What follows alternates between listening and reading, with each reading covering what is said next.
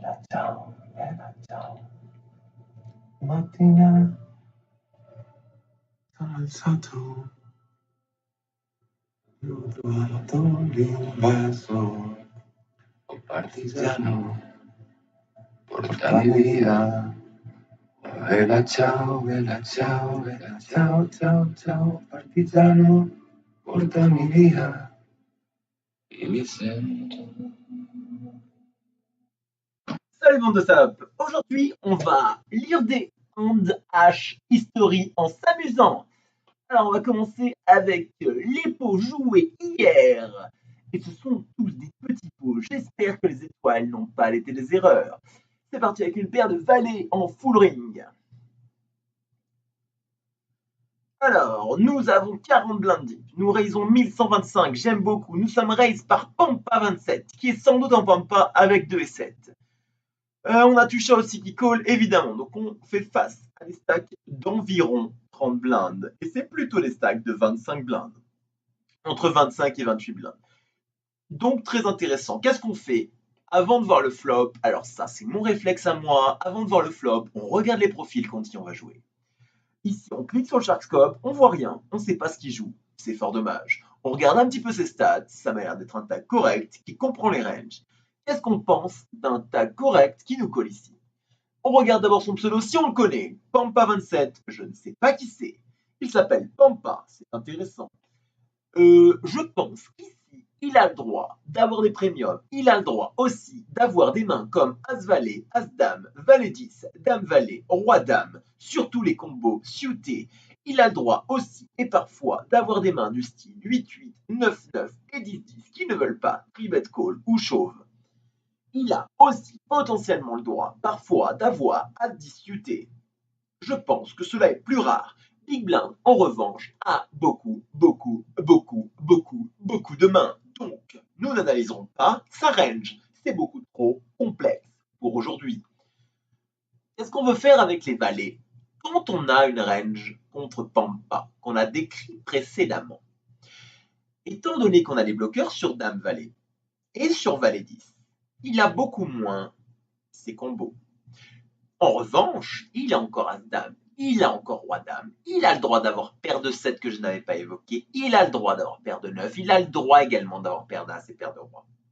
Les mains combat ici, paire de 10, qui collerait une fois, et As-10 suité, qui folderait donc, qui n'est ni à pique ni à cœur, et As-Valet suité, qui serait à trèfle et à carreau, donc aussi qui folderait.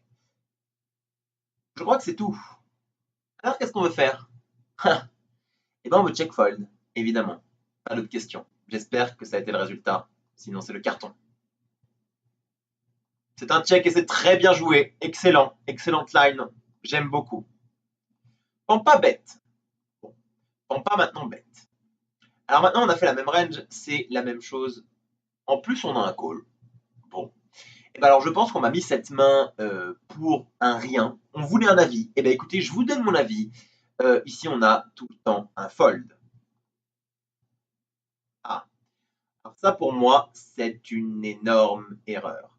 Pourquoi? Parce que Tucha a des dames. Pampa a beaucoup de dames. Pampa a mis un sizing plutôt petit. C'est vrai, c'est étrange, car il est censé protéger contre deux joueurs. Donc Pampa, ici, a le droit d'avoir une main, peut-être parfois 9-10 suité, s'il n'est pas bon, mais il n'a pas l'air d'être de ce profil. Ou paire de 10. Et quelques bluffs, que j'avais cités précédemment, As-10 suité, As-Valet suité. Donc, on peut se trouver des raisons de call, mais je ne call pas. C'est une erreur. Pourquoi? Parce que même s'il y a des bluffs, la Big Blind peut toucher des straight, des flush, des deux paires. Et le Pampa peut aussi toucher ou bluffer potentiellement. Je pense qu'il ne bluffera pas souvent, mais le problème c'est qu'on est dans sandwich. Ne surtout pas faire ce genre d'erreur qui a l'air anecdotique, mais qui est quand même 3 blindes. Et 3 blindes, c'est énorme quand on n'en a pas beaucoup. Ok, donc j'espère que la turn a été check fold, mais sans doute check, check, check. Très intéressant, il rebête un sizing tout petit. Et alors là, moi j'ai tendance à dire que il a souvent une dame, mais une dame, il sait pas bien quoi. Une dame, il sait pas bien, donc peut-être dame 10 suité parfois ou dame valet, mais dame valet suité à carreau ou à trèfle, c'est possible. Je pense que roi dame aurait potentiellement mettre un peu plus cher. Il a le droit aussi d'avoir brelan et se dire que il bête pas cher, ou alors avoir dame X à pique.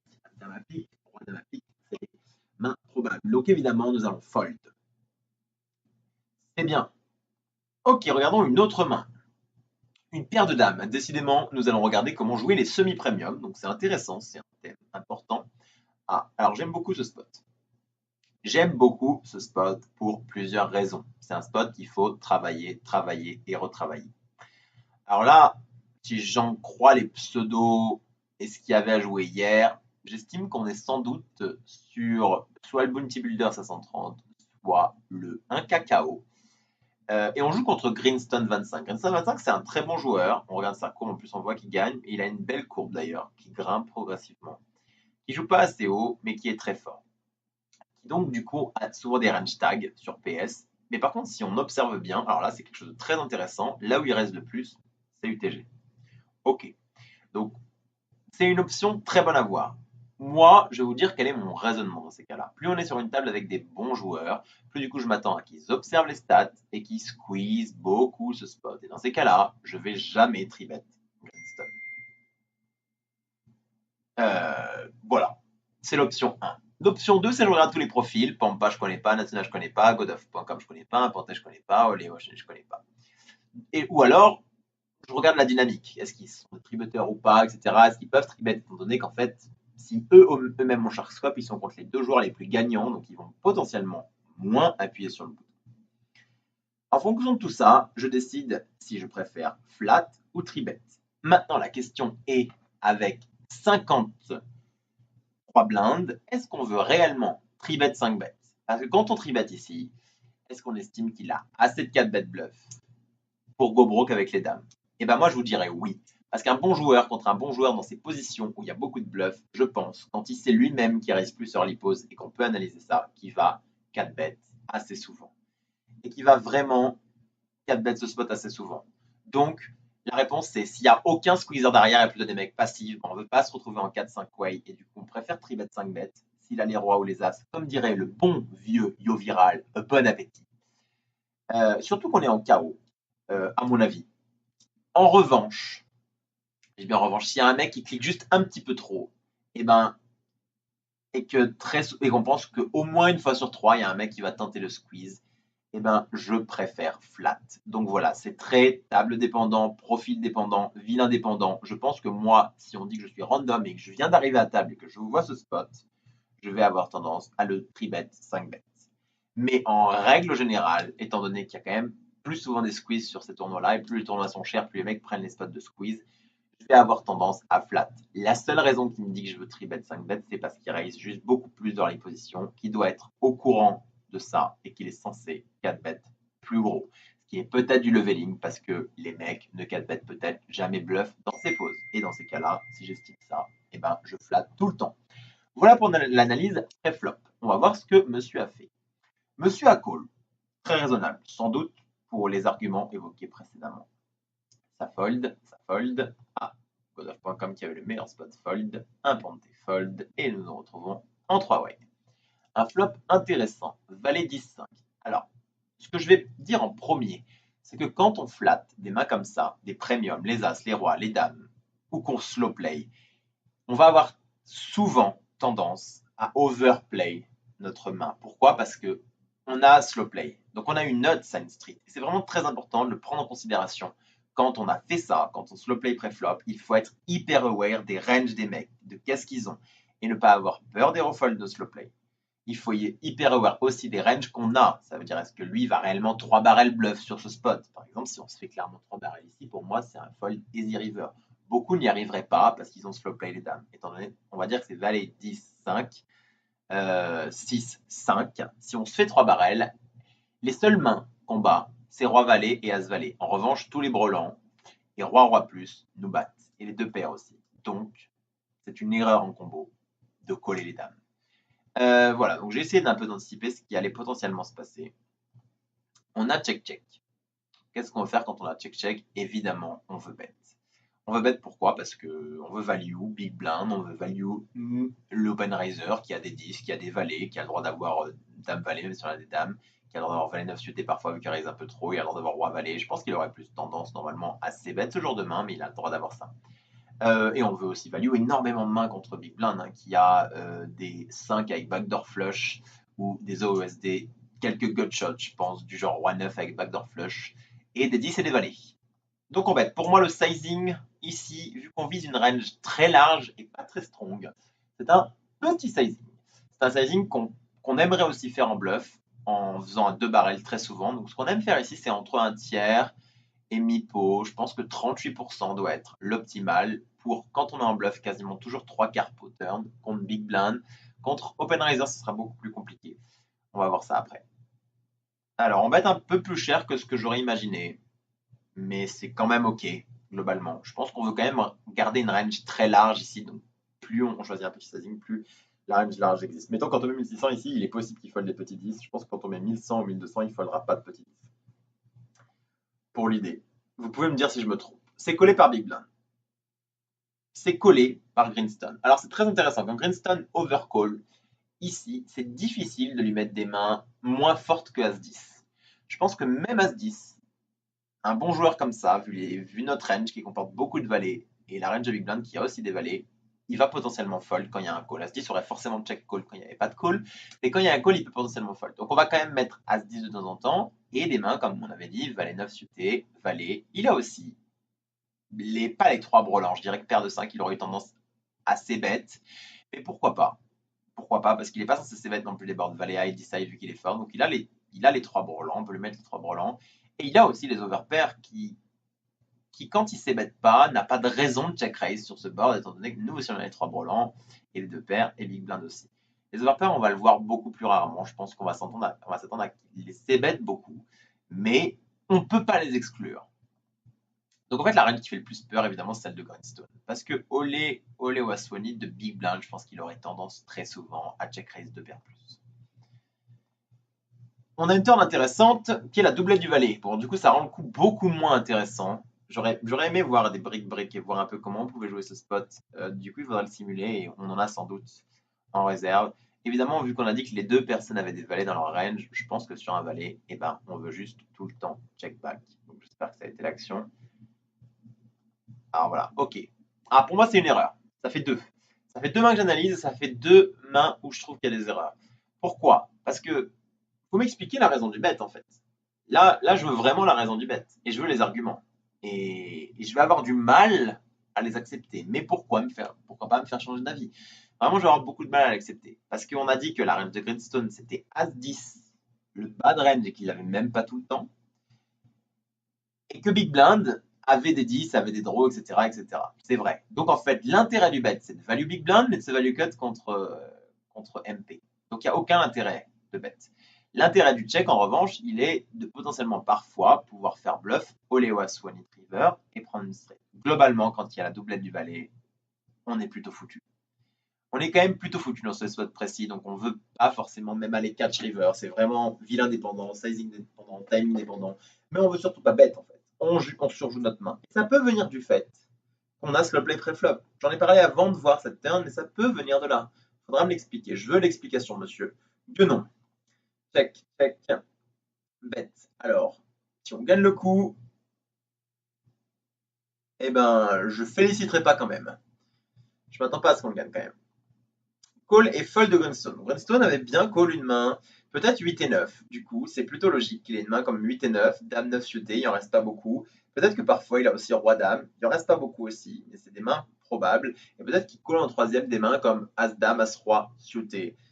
C'est plutôt la reine qui va fold. Je pense qu'en fait, vu qu'on lui avait mis as 10 en bas de range, il va avoir du mal à fold as 10 turn, même s'il devrait le faire. Donc peut-être qu'il a des as 10, roi 10 quand même, qui fold aussi là. Ok, donc là, finalement, il arrive quelque chose qui est vachement positif parce qu'on a fait fold le bad range de Greenstone et on fait call Big Blind. Big Blind, du coup, bah, évidemment, il a encore des mains comme 8 et 9, 7 et 8 à cœur qui auraient potentiellement float. 7 et 8 à cœur, c'est pas sûr, mais 8 et 9 à cœur et pas forcément sans cœur. Il a des valets aussi, je pense. Il a des fous qui n'auraient pas de check raise. Je pense que c'est assez rare. On a dit qu'il allait souvent de check raise, mais il en a quelques-uns. Et il a des mains aussi du style dame 9, à cœur très souvent, ou les backdoor roi 9 à cœur, ou 5x à cœur, etc. Et il a encore des 10, je pense, Big Blind. Mais c'est pareil, en théorie, il devrait pas trop call ses 10. Maintenant, les mecs ne savent pas non plus trop les faire. On va regarder quand même le profil dans ces cas-là pour faire sa range précise. C'est un profil qui a l'air plutôt fichier en fait, qui a toujours perdu, qui vient de faire un one time et un autre one time, ou alors qui a travaillé son jeu après son one time, parce que ça a l'air d'être plutôt fluide. Donc c'est intéressant à observer. Moi, quand il me call turn ici, je suis ni content ni pas content. J'ai envie de dire, c'est assez close. Je pense qu'on n'aura jamais une troisième street de value. Là, ce sera vraiment ce value cut. Mais je pense que contre Big Blind, on a un petit peu de value turn. C'est assez difficile de trouver les combos, honnêtement. Il n'y en a pas tant que ça. Mais il n'y a aussi pas tant que ça de combos de value qui nous battent. Donc, du coup, sans doute que le bet est bon contre lui. C'est même presque sûr. La river est un 4. Bon, pour moi, c'est jamais un bet. Hein. Même un bet 3500 serait une erreur. Il faudrait vraiment que ce soit un fiche. Et là, c'est pas le cas. Ça n'a pas l'air d'être le cas. Donc, je check back. Et là, il bet. Alors là, c'est très intéressant.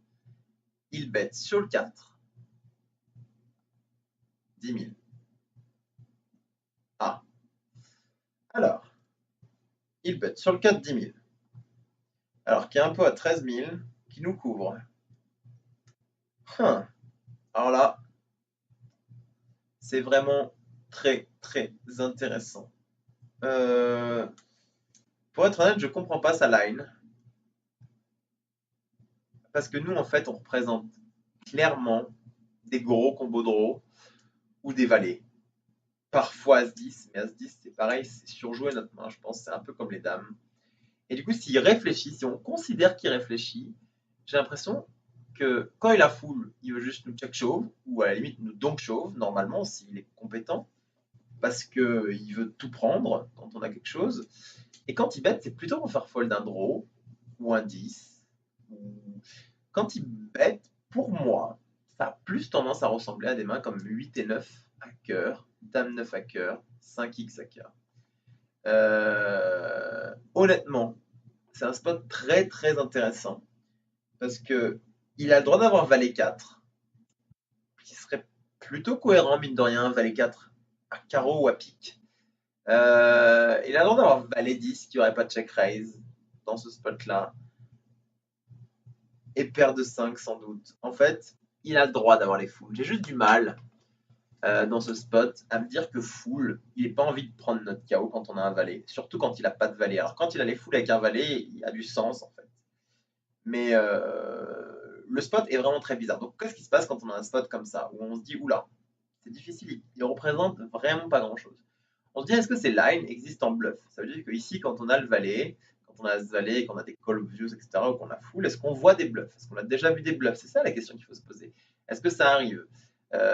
Ensuite, quel est son profil en fait? Est-ce qu'il serait du genre à faire ça? Est-ce que c'est un mec qui va potentiellement surjouer ce tournoi ou pas? Quel range il nous met? Est-ce que du coup, vu qu'on a sizé petit, ce qui est vrai, hein, si on laisse bien nos sizing, sizé petit, il nous met juste jamais le valet. Il nous met soit full, on va avoir full, soit une main un peu comme on a, qui ne sait pas pourquoi il bet, soit un 10, etc. Et c'est des mains qu'il veut transformer en bluff. Je pense que s'il réfléchit, vu nos sizing, je ne fold pas. Après, je suis une calling station et encore une fois, même si on a le sizing, etc., si ici le bluff, le spot de bluff n'existe pas, eh ben, il ne faut pas call. Maintenant, si on call jamais ces spots, ce que je pense est le cas très fréquent de Monsieur Guenon, eh ben, on ne saura jamais, en fait, si il y a des bluffs ou pas, si on le call jamais. Et là, clairement, il ne faut pas non plus call tout le temps. Il faut mettre 10 000 dans 23 000, donc il ne faut pas non plus tout le temps gagner. Maintenant, on ruine un peu notre tournoi quand on perd le coup, donc c'est quand même très intéressant. Il faut gagner le coup. En gros, en somme, faudrait faire les ranges en fait, qui raise pas ni flop ni turn, qui sont en value, et les ranges qui sont en bluff et qui peuvent faire cette line. Et est-ce que ça existe cette line? Moi, vraiment, j'ai tendance à call pour vérification. Je pense qu'il y a eu un fold. Et ouais, c'est malheureux. On ne saura jamais. Alors, les calls pour vérification, c'est pas des calls fichiers, attention, hein, c'est des calls parce que j'estime que par rapport à ce qu'on a représenté et ce qu'il représente, on est assez souvent devant en maths avec les dames, selon ce que je pense. Et même si on pense que le fil ne bluffe jamais ce spot, eh ben, tant qu'on n'en est pas sûr, pour moi, il faut call. En revanche, si on en est sûr et certain et approuvé et que ce spot, vous me sortez 10 spots les mêmes, ou quand vous avez call, il y avait en face, et ben là, je vous dirais qu'il fallait tout le temps fold, et bravo à vous. Mais malheureusement, je pense qu'on n'a pas ces showdowns. Voilà, donc je pense que j'ai passé un peu de temps sur cette demande. Déjà, on a déjà une vidéo de 20 minutes. Donc bon, écoutez, on va s'arrêter là. Vous me direz ce que vous en pensez et si vous voulez que je fasse d'autres mains. Un gros bisou.